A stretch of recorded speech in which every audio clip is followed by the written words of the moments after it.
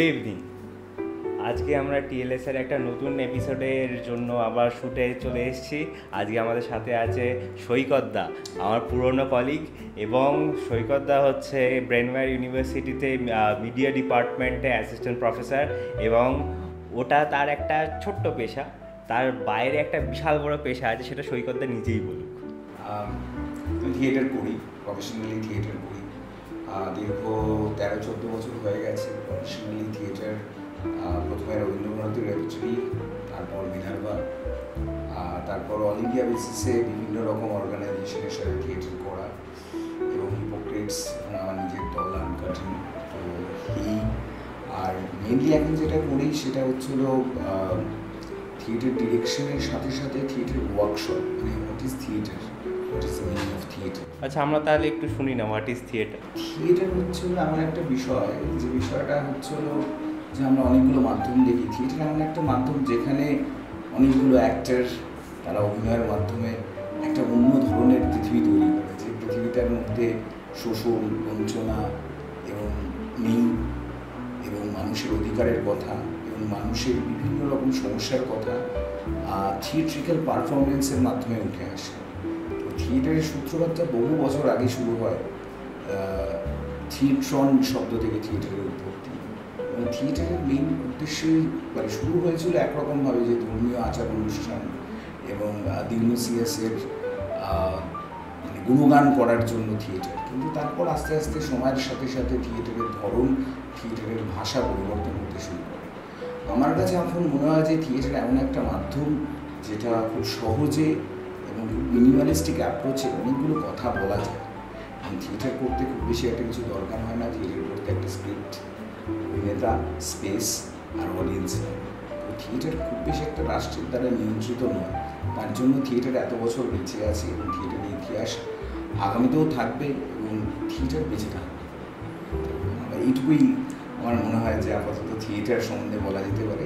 এবং আরেকটা কথা অ্যাড করতে হয়, যে থিয়েটার হলো এমন একটা চর্চার জায়গা যেখানে একজন অভিনেতা তার অভিনয় সম্পর্কে জানতে পারে, এবং একজন নির্দেশক তার কাছে কিছু নেই, অথচ সে একটা থিয়েটার ভিজুয়াল রিপ্রেজেন্টেশন কীভাবে করবে, মিনিমালিস্টিক অ্যাপ্রোচে করবে। আমার কাছে কিছু নেই, কিন্তু আমাকে অনেক কিছু তৈরি করতে হবে। এই ইমাজিনেশন পাওয়ার দিয়ে একটা মানে তৈরি করা একটা অন্যতম শক্তিশালী মাধ্যম হচ্ছে থিয়েটার।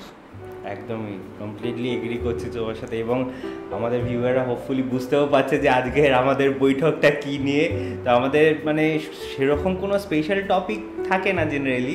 আজকে আমাদের জেনারেলি আমরা কথা বলবো হচ্ছে থিয়েটার এবং আমাদের যে সমাজটা, এই থিয়েটার আর সমাজের ভেতরে কী সম্পর্ক বা কীভাবে এক্সপ্লোর করে একে অপরকে, সেইটা নিয়ে আমরা আজকে আলোচনা করছি। তো সৈকত, আজকে আমার প্রথম কোয়েশ্চেন বা যাই বলো, তো আমরা শুরু করেই আর কি একটা ছোট্ট জিনিস দিয়ে, সেটা হচ্ছে যে এই থিয়েটারের যে সমাজের সাথে একটা গভীর সম্পর্ক আছে, সেটা একদম প্রথম থেকেই বলা যেতে পারে। যখন ওপেন থিয়েটার বা একেবারেই যখন খোলামেলা অবস্থাতে পারফরমেন্স হতো, মানে পারফরমেন্স থেকেই তো আস্তে আস্তে থিয়েটার জিনিসটা আসছে। তো সেই সম্পর্কটা তুমি যদি একটুখানি বলো আর কি। মানে থিয়েটারটা সবসময় মানে সমাজের রিফ্লেকশন, যেটা আমরা থিয়েটারে দেখতে পাই। থিয়েটার সমাজ বহির্ভূত বা মানুষের কথা বলা ছাড়া থিয়েটারটা প্রায় অসম্ভব। আর থিয়েটার এমন একটা আর্ট যেখানে সব কিছুর একটা কম্বিনেশন। মানে একজন থিয়েটার আর্টিস্টকে গান জানতে হবে, তাকে কবিতা জানতে হবে, তাকে পেন্টিং সম্বন্ধে জানতে হবে, তাকে স্কাল্পচার সম্বন্ধে জানতে হবে, তাকে ইন্টার সমস্ত কিছু জানতে হবে, এবং রাজনীতির সম্বন্ধে তাকে ধারণা রাখতে হবে। তো এতগুলো বিষয় কোথা থেকে সে পাবে, তার কন্টেন্ট পাবে, সমাজে ছড়িয়ে ছিটিয়ে মানুষ এবং ইতিহাস, তার বিজ্ঞান, তারই নির্ভর করে হচ্ছে থিয়েটারের কন্টেন্ট। এবার এই সমাজ মানে প্রাথমিকভাবে যখন থিয়েটারের উৎপত্তি হয় মানে গ্রিসে, তখন সেগুলো ধর্মীয় আচার অনুষ্ঠান থেকেই শুরু হয় আর কি। মানে সেটা, এবং তারপরে এলিজাবেথেন থিয়েটার, সেখানে হচ্ছে রাজা কত ভালো কাজ করছে বা রানী কত ভালো কাজ করছে তার গুণগান করার জন্য, মানে প্যাট্রনশিপের একটা। এবং তারপর আস্তে আস্তে যখন সমাজ মানে আমাদের যখন সমাজটা আস্তে আস্তে পরিবর্তন হতে শুরু করলো, তো থিয়েটারের সেই রিফ্লেকশনটা আসতে শুরু করলো। এবং থিয়েটারে খুব তাড়াতাড়ি করে মানে থিয়েটার যারা করছিল তারা বুঝতে শুরু করলো যে এই থিয়েটারটা দিয়ে আর হবে না। মানে থিয়েটারের ভাষা পরিবর্তন করতে হবে। মানে থিয়েটার কার জন্য থিয়েটারটা করছে, শুধুমাত্র রাজার রাজসভায় আমি থিয়েটারটা করবো, নাকি সাধারণ খেটে খাওয়া মানুষের থিয়েটারের কথা বলবো, মানে তার যন্ত্রণার কথা বলবো, তার বেঁচে থাকার গল্প। তো যতগুলো রেভলিউশন হয়েছে সেই রেভলিউশনের সময় থেকেই থিয়েটারের ভাষা পরিবর্তন হতে শুরু করে, এবং সেটা একটা প্রকটভাবে দেখা যায় যখন রাশিয়ার সেই সময়ের থেকে, যেখানে রেভলিউশন হচ্ছে, নভেম্বর বিপ্লব হচ্ছে, তার আগে থেকে থিয়েটারটা মোটামুটি তৈরি হয়ে গেছিল, যে মানুষের কথা বলবো, থিয়েটার ফর পিপল, সেইটার তৈরি হয়ে গেছিল প্রেক্ষাপট। এবং তারও সারা পৃথিবী জুড়ে তখন বিভিন্ন রকম এক্সপেরিমেন্ট হতে শুরু করে, এবং প্রথম বিশ্বযুদ্ধের পর থেকে আরও বেশি করে বোঝা যায় যে সমাজের সাথে থিয়েটারের সম্পর্ক কী। এবং ভারতীয় প্রেক্ষাপটে যদি দেখা যায় যে প্রাথমিকভাবে ভারতীয় প্রেক্ষাপটের নাট্যশাস্ত্র সেই সময় ওই ধরনের ভক্তিমূলক বা পালা গান বা এই ধরনের থিয়েটার হতো, কিন্তু একদম ডিরেক্ট সমাজ, মানে রিয়েলিস্টিক কনসেপ্ট, সেটা আসতে শুরু করে 1942 থেকে, যখন ভারতবর্ষ স্বাধীন হওয়ার ঠিক সময়কালটা তৈরি হচ্ছে। সেই সময় থেকে নীল দর্পণের মতো নাটক, সেই সময় থেকে মানে মানুষের যন্ত্রণার কথা, যে নীল চাষিরা, তাদের যে যন্ত্রণার কথা, তাদের কীভাবে অত্যাচার, মানে একেবারেই সমাজের যে শ্রেণী ভাগটা রয়েছে, শ্রেণী ভাগের পুরো একটা প্রতিচ্ছবি বলা যেতে পারে কি এই জায়গাটা। একদম সেটা সিনেমার অনেক আগে থেকে থিয়েটারে সেটা রিফ্লেক্ট হয়েছে। আমি থিয়েটার ওই বললাম যে থিয়েটার করতে গেলে যে বিরাট লেভেলের তোমার অর্থের দরকার হয় এমনটা নয়, মানে থিয়েটার করতে গেলে কিছু মানুষ এবং একটা শক্তিশালী স্ক্রিপ্ট এবং দর্শক এবং স্পেস, তার কম্বিনেশনেই থিয়েটারটা তৈরি হয়। এবং আজকে দাঁড়িয়ে তো সমাজ বহির্ভূত থিয়েটার প্রায় অসম্ভব, কারণ এই সময়টা এত জটিলতা, এবং আরও বেশি করে শুরু হয় যে সেকেন্ড ওয়ার্ল্ড ওয়ারটা যখন তৈরি হয়, তখন একের পর এক মাইলস্টোন থিয়েটার প্রোডাকশন আমাদের সামনে আসতে শুরু করে। এবং বার্টল ব্রেক্ট থেকে শুরু করে আমরা দেখতে পাই যে তার সব বিখ্যাত নাটকগুলো আমাদের সামনে আসতে শুরু করে, এবং তার ঢেউ কিছুটা পরে হলেও পশ্চিমবঙ্গে এবং ভারতীয় থিয়েটারেও আসতে শুরু করে। এবং একটা অনবদ্য একটা কম্বিনেশন, যে বর্তমান সময়ের যে জ্বলন্ত দলিল, সেটা থিয়েটারে এত সুন্দরভাবে রিপ্রেজেন্ট হয়েছে। তো থিয়েটারের ইতিহাস যদি আমরা চর্চা করি, তাহলে সেগুলো খুব ভালো করে বোঝা যায়। তো সমাজ এবং মানুষ ছাড়া কখনো থিয়েটার সম্ভব। একদমই। এবং তুমি যে একটা কথা বলে স্পেস, এই যে স্পেসটাকে যদি একটু ডিফাইন করেন, কারণ স্পেসের তো থিয়েটারে অনেক রকমের একটা ডেফিনেশন হতে পারে। এক্স্যাক্টলি মানে এই স্পেসটা খুব মজার আর কি। মানে থিয়েটারের কথা বলতে গেলে সবাই বেশিরভাগটা ধরে নেয় প্রসেনিয়াম থিয়েটার। প্রসেনিয়াম থিয়েটারের একটা মজা আছে। প্রসেনিয়াম থিয়েটারটা অনেকটা হচ্ছে হলো মানে দর্শক অন্ধকারে থাকে, সেখানে একটা ফোর্থ ওয়াল থাকে, এবং যে অভিনেতা সে দর্শককে দেখতে পায় না, তো সেইভাবে অভিনয়টা শুরু হয়। তো প্রসেনিয়ামে গিয়ে মানে তোমায় টিকিট কেটে দেখতে হবে। তো প্রসেনিয়ামে বিরাট সব প্রোডাকশন হয়, এবং প্রসেনিয়াম নিয়েই বেশিরভাগ আলোচনা হয়, যে একটা বিরাট মঞ্চ, আলো এসে পড়ে, উইংস আছে, গ্রিন রুম আছে, বা বিরাট সব দর্শক বসে আছে তার, তো আমরা দেখতে পাই। কিন্তু সেকেন্ড ওয়ার্ল্ড ওয়ারের পর থেকেই এই কনসেপ্টটা ভাঙতে শুরু করে, যে প্রসেনিয়াম কী, যে একটা আবদ্ধ ঘর, তাতে কিছু দর্শক যারা থিয়েটারের সম্বন্ধে জানে, তারাই থিয়েটারের সাথে দেখতে আসছেন, থিয়েটারের সাথে নিয়ে কথা বলেছে। কিন্তু থিয়েটার শুধুমাত্র প্রসেনিয়ামে আটকে নেই। থিয়েটারটা মানে যেহেতু লাইভ জ্যান্ট, সেটা তোমার রাস্তাতেও হতে পারে, সেটা তোমার বাড়ির উঠোনে হতে পারে, সেটা যে কোনো জায়গায় হতে পারে। বললাম স্পেস, একদম মানে এমন একটা স্পেস যেখানে স্বাধীনভাবে একজন অভিনেতা কিছু গল্প বলতে পারে। সেই স্পেসটা কি শুধুমাত্র একটা মানে রবীন্দ্র সদন যদি আমাদের এখানে ধরি, কিংবা সেটা একাডেমি অফ ফাইন আর্টস, তার বাইরে কি থিয়েটার হয় না? প্রচুর থিয়েটার, মানে গ্যারেজেও থিয়েটার হতে পারে, একটা বাজারেও থিয়েটার হতে পারে, রাস্তায় থিয়েটার হতে পারে, তারও বিরাট সব ইতিহাস আছে। আমার মনে হয় স্পেস, যে স্পেসে দাঁড়িয়ে অভিনেতা, নির্দেশক এবং দর্শক উভয় পক্ষই কমিউনিকেট করতে পারে, not one way communication, two way communication. সেই স্পেসটা যদি তোমাকে, সেই শর্তগুলো যদি তোমাকে দেয়, তা আমার মনে হয় যে কোনো স্পেসে গিয়ে থিয়েটার হতে পারে। মানে থিয়েটারটা স্পেসের উপর নির্ভরশীল, আবার স্পেসটা এখন নতুনভাবে আবিষ্কার হচ্ছে। মানে এখন বিভিন্ন ধরনের থিয়েটার হচ্ছে, ক্যাফেতে থিয়েটার হচ্ছে। তো তার আগেও হয়েছিল, কিন্তু মানুষ আবিষ্কার করছে অর্থের কারণে। কারণ এখন এটা আরও ভালো বোঝা যায় যে বর্তমান অবস্থায় যে থিয়েটার দলগুলো তারা কোনো মানে থিয়েটার যেখানে হয় তার ডেট পাওয়া যায়, সেটা হলো সরকারের পক্ষের যারা তারাই ডেট পায়। তো যার ফলে এখন পশ্চিমবঙ্গে প্রচুর নাটকের দল রয়েছে, তারা কোথায় থিয়েটার করবে? তারা বেছে নিচ্ছে যে বিভিন্ন রকমের স্পেসকে করছে, ইন্টিমেট স্পেস হচ্ছে যেখানে একদম মানে তোমার আমার সাথে যে যতটুকু ডিস্টেন্স সেই ডিস্টেন্স থেকেই অডিয়েন্স দেখতে পাচ্ছে যে একটা অভিনয় গড়ে উঠছে, সে অভিনেতা তার রং বদলাচ্ছে, বিভিন্ন গল্প বলছে। তো যার ফলে যে অনেক দূরবর্তী দ্বীপের মতো একটা ডিস্টেন্স ছিল সেটা আস্তে আস্তে কমছে। তো থিয়েটারের বিভিন্ন রকম ধরন আছে, মানে স্পেসকে কেন্দ্র করেই থিয়েটার বিভিন্ন ভাগে বিভক্ত হয়ে যাচ্ছে। অ্যাবস্ট্রাক্ট থিয়েটার হয়ে যাচ্ছে, স্পেস স্পেসিফিক থিয়েটার হয়ে যাচ্ছে, স্ট্রিট থিয়েটার হয়ে যাচ্ছে, তারপর ধরো ইজমের উপর ভিত্তি করে থিয়েটার হয়ে যাচ্ছে। তো থিয়েটারের বিভিন্ন প্রকারভেদ রয়েছে শুধুমাত্র স্পেসকে কেন্দ্র করে। তো এটা খুব মজার বিষয়, মানে অনেকটা বড় বিষয়। আশা করি তোমার দর্শকের বোরিং লাগছে না, কিন্তু স্পেস খুব মজার। মানে স্পেসকে তুমি কীভাবে সাজাবে এবং স্পেসের সাথে তুমি কীভাবে কথা বলবে, তো সেটা ভীষণ ইন্টারেস্টিং। একটা এক্সাম্পল আমার মনে পড়লো যে নাট্যশাস্ত্রে কখনোই খুব বড় বড় মানে সেটের ব্যবহার হতো না। আচ্ছা, সেটা পুরো ইমাজিনেশন। এবং থিয়েটারটা কেন একটা ইমাজিনেশনের একটা বিরাট বড় জায়গা তৈরি করে, মানে বললাম যে এইটা আমার একটা বড় বাড়ি, তো সেই বাড়িটা নেই, শুধুমাত্র আমার অনুভূতি এবং সেটার দেখানোর মাধ্যমে, আমার অভিনয়ের মাধ্যমে, দর্শনের মাধ্যমে। মানে একজন অভিনেতা সেই স্পেসটাকে আবিষ্কার করছে, একজন নির্দেশক আবিষ্কার করছে এবং তারপরে অভিনেতাও সেই স্পেসটাকে আবিষ্কার করছে, কিন্তু তার রিয়েলিস্টিক অ্যাপ্রোচ নেই। মানে সেই স্পেসটার মধ্যে অনেকটা বাড়ি নেই, শুধুমাত্র তার অনুভূতির মাধ্যমে, তার ইমাজিনেশনের মাধ্যমে তার ডিটেলিং করতে করতে যাচ্ছে, অডিয়েন্স দেখতে পাচ্ছে আচ্ছা এটাই তো বাড়ি, বা এটাই তো সেই পাহাড়, বা এটাই আইফেল টাওয়ার, বা এটাই সেই হাওড়ার ব্রিজ যেখানে বসে আছে দুটো মানুষ। তো এইটা একটা মজার বিষয়, স্পেসকে কী করে ব্যবহার করা যায়। থিয়েটার এটা খুব ভালো করে শেখায় যে তোমার স্পেসকে তুমি কী করে ইউটিলাইজ করো। Space interesting. হ্যাঁ সৈকতদা, তুমি যে স্পেসের ব্যাপারটা বলে দ্যাট ইজ ভেরি ইন্টারেস্টিং। এবার মানে আমি একটু তোমার পার্সোনাল স্পেসে ঢুকে যাচ্ছি, ঢুকে গিয়ে জিজ্ঞেস করতে চাইছি আর তোমার থিয়েটারে ঢোকা এবং থিয়েটারের যে তোমার এক্সপিরিয়েন্সটা, মানে অনেক রকমের এক্সপিরিয়েন্স হয়েছে, হোপফুলি একটু মজার এক্সপিরিয়েন্স দিয়ে যদি শুরু করা যেতে পারে যে তোমার কী ধরনের শুরু হলো?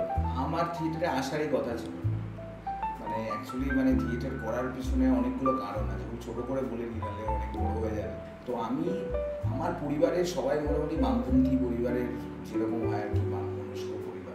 তো আমি ছিলাম একমাত্র যে কুলাঙ্গার সন্তান আমার পরিবারে। মানে আমি কিছুই মানে খুব একটা ভালো স্টুডেন্ট ছিলাম এমনটাও না, যে খুব যে কালচারালি সাউন্ড ছিলাম না। আমি খুব ভালো ফুটবল খেলতাম, আমি ইস্ট বেঙ্গল জুনিয়রেও খেলেছি। বাহ। তো ক্লাস 7-এ আমার পাড়ায় তখন একটা নাটক হচ্ছে, আমার বাবা সেক্রেটারি, তো আমি অভিনয় করতে গেছি, পাড়ার দাদারা কিছু মানে ডিরেকশন দিচ্ছে, তো আমার সে মানে একটা সে লিখেছে। তো নাটকটা করার সময় আমার যখনই আমাকে ডায়লগ বলতে, যেহেতু আমার বাবা সেক্রেটারি আমাকে নিতে হবে আর কি, এরকম একটা শব্দ ছিল আর কি। তো যখনই ডায়লগ বলতে বলছে আমি না খুব মানে নাটক যেরকম হয় আর কি, মানে লার্জার দেন লাইফ, মানে আমার একটা আমি খুব মানে নিজেকে রেস্ট্রিক্ট করে হ্যাঁ ঠিক আছে। তো 2বার 3বার 4বার পড়ার পর যে ডিরেক্টর সে খুব রেগে গেছে, তোর দ্বারা অভিনয়টা হবে, তো আমাকে বাদ দিয়ে দিয়েছে। আমার খুব কষ্ট হয়েছে, আমাকে বাদ দিয়ে দিল। তো আমি তখন এতটাই মানে ছিলাম, যেদিন নাটকটা হবে সেদিন চেয়ার টেবিল আর কিছু পাওয়া যাচ্ছে না, এরকম হয় আর কি পাড়ার নাটক। আমার বাড়ি থেকেই চেয়ার টেবিল নিয়ে যাবে, আমি বলছি কিছুতেই আমি দেবো না, চেয়ার টেবিল দেবো না। তারপরে বাবাকে বলে নিয়ে গেছে, আর আমি দরজার ফাঁক দিয়ে দেখছি নাটকটা ঠিক মতো হচ্ছে, এবং এমনও হচ্ছে যে আমার মনে হচ্ছে যে আমাকে ছাড়া নাটকটা হয়ে যাচ্ছে, তোমার একটা কি করে হচ্ছে, মানে স্টেজে না থাকলে তোমার একটা হ্যাঁ মানে ওইটা আমার হচ্ছে, মানে রাগ হচ্ছে, আমাকে বাদ দিয়ে দিয়েছে এবং হিংসে হচ্ছে, জেলাসি। সেই জায়গা থেকে দাঁড়িয়ে না আমি খুব রিয়েলাইজ করলাম যে আমি একটা খারাপ মানুষ, মানে ছোটোবেলায় সেটা। তো আমার মনের মধ্যে সেই রাগটা ছিল, না পাওয়ার ইয়েটাও ছিল। তো ক্লাস 11-এ যখন পড়ি তখন আবার একটা পাড়ায় নাটক হয়, তো সেই নাটকে আমাকে একটা খল চরিত্র দেওয়া হয়, মানে 3-4টে ডায়লগ আমি অসম্ভব মন দিয়ে করি এবং দর্শক হাততালি দেয়। তো তারপর আমাকে সবাই বলে যে তুই খুব ভালো অ্যাক্টর, আমার মনে খুব খুশি হয়, ঠিক আছে। তো এইভাবে শুরু হয়। তো তারপর টুক টুক করে অ্যামেচার থিয়েটার যেরকম হয় করতাম। তো থিয়েটারটা শুরু করে বিয়ে হচ্ছে হলো ওই 11-এর পর থেকে। কিন্তু আমার তথাকথিত যে থিয়েটার নিয়ে আমি পড়াশোনা করবো বা থিয়েটার করবো প্রফেশন হিসেবে, আমার থিয়েটারে শুধু থাকবে এরকমটা ছিল না। ইকোনমিক্স নিয়ে পড়তাম, ইকোনমিক্স অনার্স নিয়ে। তো সামহাও আমার ইকোনমিক্সটাও পড়তে ভালো লাগতো না। আমি ছেড়ে টেড়ে দিয়ে বাড়ি থেকে পালিয়ে যাই, পালিয়ে গিয়ে হায়দ্রাবাদে যাই, সেখানে কল সেন্টারে চাকরি করতাম। আর সেখানে একটা হিন্দি থিয়েটার গ্রুপ ছিল, তাদের সাথে থিয়েটার করতাম। তো মেনলি ভালো যে হিন্দি বলতে পারতাম এমনটা নয়, মেনলি হচ্ছে সেটের কাজই করতাম। কাউকে স্ক্রিপ্ট দেওয়া, কারোর প্রপস দেখা, সেটের কাজ। তো ওটা বেশি ইন্টারেস্টিং লাগতো আমার। আর আমি প্রত্যেকের ডায়লগ মুখস্থ করে রাখতাম, কবে কার একটা পা মানে ভড়কাবে আমি ঢুকে যাবো সেখানে। এরকম 2-3 চান্সও পেয়েছিলাম, তাতে অ্যাপ্রিসিয়েশনও পেয়েছিলাম। তো সেই করতে করতে মোটামুটি হায়দ্রাবাদে হিন্দি থিয়েটার করার করে তারপর বাবার শারীরিক কারণে আমি কলকাতায় ফিরে আসি। এবার কলকাতায় ফিরে এসেও চুটিয়ে থিয়েটার করি বিভিন্ন দলে। করতে করতে আমি তারপর অ্যাসিস্ট্যান্ট ডিরেকশনের কাজ করতে শুরু করি সিনেমার। আচ্ছা। সেখান থেকে করতে করতে তারপর আমার হঠাৎ করে রিয়েলাইজেশন হয় যে আমি তো অশিক্ষিত। তো আমি 10+2 পাস করেছি, তারপরে আমার আর কোনো গ্র্যাজুয়েশন নেই আর কি। তো মানে এরকম হতে পারে মানে আমি তারপর আমার ততদিনে না মানে থিয়েটার নিয়ে পড়াশোনা করবো বা থিয়েটার আমার ভেতরে আস্তে আস্তে আমার মনের মধ্যে অনেকগুলো প্রশ্ন তৈরি করতে শুরু করে দিয়েছে। তো আমি আবার রবীন্দ্রভারতীতে পরীক্ষা দিলাম 2009। তো প্রথমেই আমার নাম হলো। সেই থেকে আমার থিয়েটারের জার্নিটা শুরু হয়।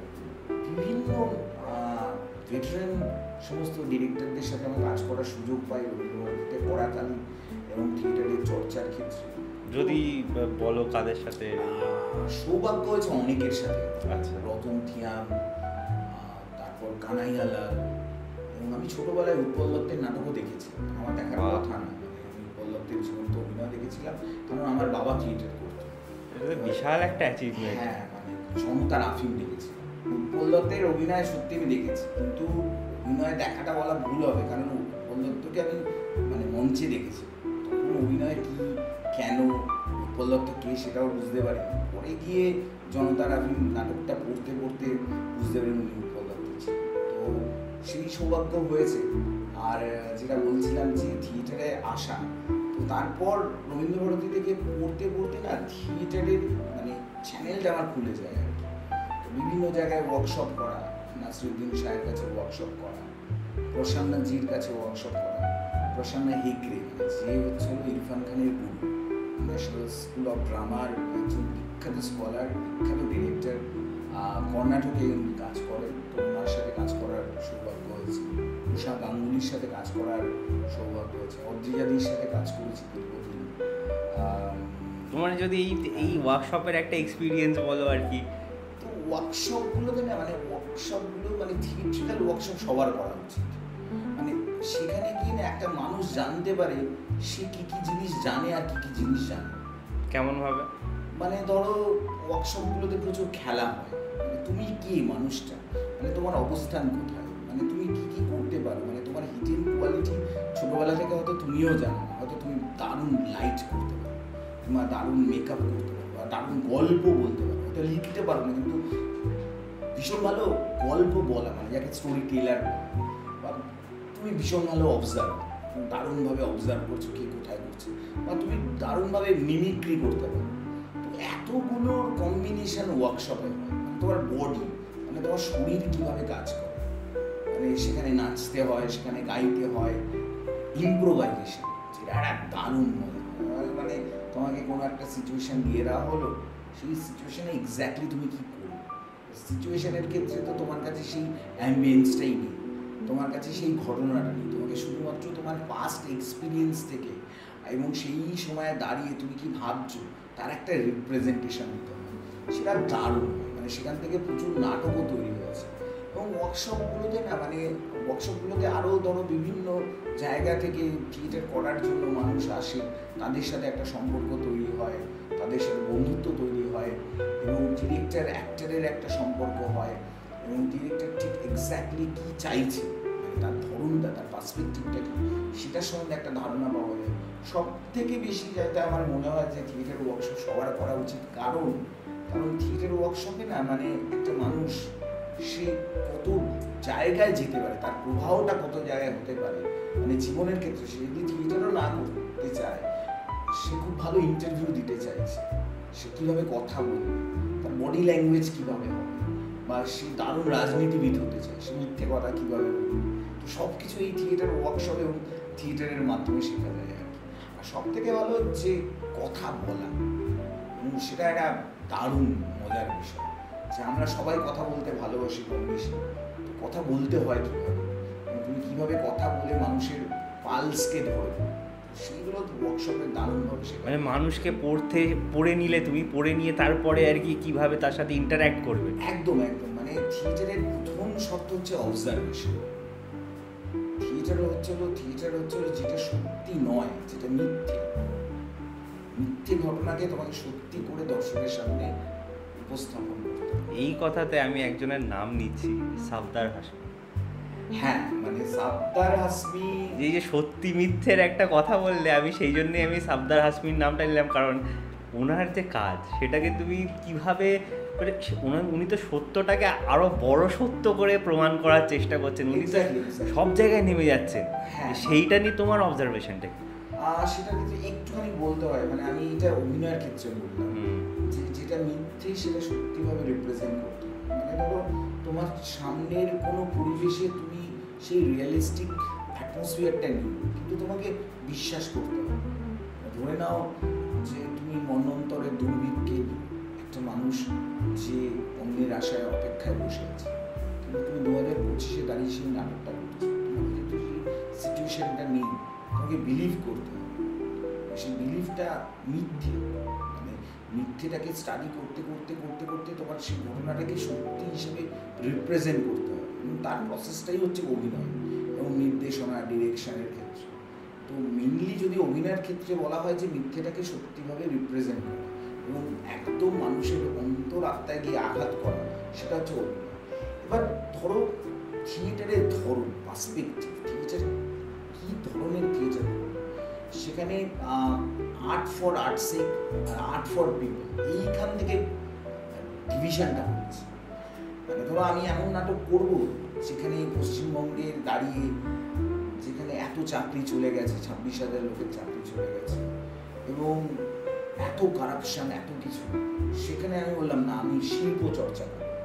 শিল্প চর্চা করতে করতে আমি দারুণ দারুণ ইলিউশন তৈরি করছি, মানুষকে রিয়েলিটির থেকে অনেকটা দূরে সরিয়ে নিয়ে যাচ্ছি। যে অনুপমের গান বাজছে ব্যাকগ্রাউন্ডে, আমাকে আমার মতো থাকতে দাও, আমি নিজেকে নিজের মতো করছি, দারুণ একটা আতিশয্যের জীবন বা একটা আর্টিস্টিক লাইফ, যেখানে কাফকা রয়েছে, যেখানে সাত্রে রয়েছে, যেখানে দারুণ দারুণ সব কোটেশন রয়েছে, দারুণ লাইটের ব্যবহার, দারুণ টেক্সট, কিন্তু সেখানে মানুষের যন্ত্রণা নেই। সেই থিয়েটারটা ইম্পর্টেন্ট নাকি ইম্পর্টেন্ট যেখানে খেটে খাওয়া মানুষ যারা চাকরি পাচ্ছে না, দৈনন্দিন জীবনের হাহাকার, সেই রিপ্রেজেন্টেশন? এইখান থেকেই থিয়েটার নিয়ে একটা বিরাট বড় দ্বন্দ্ব হতে শুরু করে। তুমি যে কথাটা বললে সাফদার হাশমির নাটকটাই শুরু হয় থিয়েটার পর, মানুষের কথা বলে, মানুষের থিয়েটার। এবং তার আগে অনেকগুলো ইতিহাস হয়ে গেছে, যে উৎপল দত্ত, ব্রেক, আমরা দেখেছি যে কীভাবে মানুষের কথা, দ্বিতীয় বিশ্বযুদ্ধের যন্ত্রণাময় রাইসট্যাগের কথা উঠে এসেছে থিয়েটারের মাধ্যমে, এবং এমার্জেন্সির কথা উঠে এসেছে।